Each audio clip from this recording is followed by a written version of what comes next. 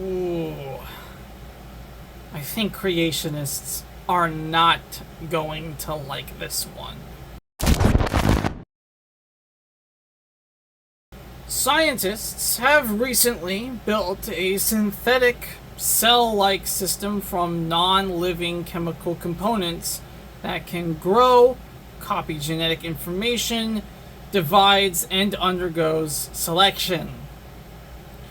Now, before anyone panics, no, this does not disprove a god. I've seen some atheists assert that. But it is a serious nail in the coffin for specific arguments and specific types of creationism. The system in question is called a spud cell, and it is currently in preprint. So it's not actually in a paper yet, but it has been approved and will be posted in, I think, Biotic is the website I'm seeing. Now, let's be clear here. It's not a normal organism. It's not a bacteria. And it's not fully alive in the way a natural cell is. It's got some limitations that are simply the result of not fully understanding abiogenesis 100% of the way. However, the researchers did create this with non-living components, ergo, no bacterial inserts, no postbiotic material. It's all prebiotic. Lipids, enzymes, genetic material, the chemical machinery, they all assembled a cell-like system that performs most of the core behaviors associated with primitive cells. Growing, replicating, etc., etc. So, if you're one of these James Tour types, this discovery essentially blows your primary claim out of the water. Now, I'm not shy in telling people how I feel about James Tour. I don't like him. I don't like what he has to say. And I think that he is misleading a great number of people. This isn't a video on James Tour. Dave Farina has done more than enough on that front. I don't need to say anything he hasn't already said in much, much, much harsher terms.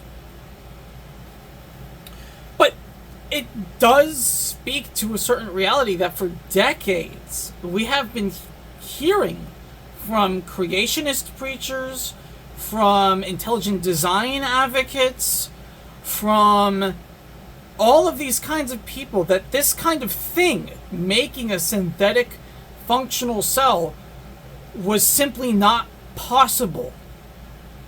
Well, a couple days ago, that became not true. And really, I want to make this about being responsible in our science communication, because that's really one of the more broader themes of my channel, is responsible science within a faith-based worldview. Hitching our horse onto this cart was always a bad idea. It was always a silly thing to just blindly assert that we were never going to understand how life came about. And you don't have to be a PhD scientist to understand that. You don't even have to be a normal scientist to understand that. Anybody who's done even a cursory reading of basic chemistry, basic physics, basic earth science, basic astronomy, it all yields the exact same conclusion, that there's no reason not to think that life is not naturally occurrent. Which is why natural theism and theistic evolutionism are infinitely stronger positions than intelligent design or any form of creationism will ever be. Because these kinds of discoveries simply don't matter to someone like me. I don't know what else to tell you. I don't really feel much about this discovery, but I'm making this video because I know that the vast majority of religious people will feel something about this discovery. And B, it simply lets the science speak for itself. There's no response needed here. I know a lot of atheists think that this is some sort of big problem for religious people across the board. My worldview enables life to occur naturally because creation is not tied to life. It's tied to the origins of the universe. And not even that, per se. It's more like the origins of reality from which the universe comes through. I mean, cosmologically speaking, it's unclear how the universe actually started, and we may actually never know that. That might very well be beyond testability. But I digress. My point is that it's not that I've been saying theistic evolution and natural theism are inevitable for no reason. I say that because either that's the conclusion, or there is something deeply incorrect about our faith premises. And this discovery will ultimately prove that out to be true. I predict you're going to get one of three people from this. You'll get people who will either say that this test proves life requires a designer, which most certainly does not, unless you wish to now invoke that design was magically simplistic and grew complex over time, in which case you're a theistic evolutionist and this shouldn't matter. Or they're going to say that this disproves a God because we've created life, in which case you've hitched the existence of God on the origin of life, which is not even how our faith should work to begin with.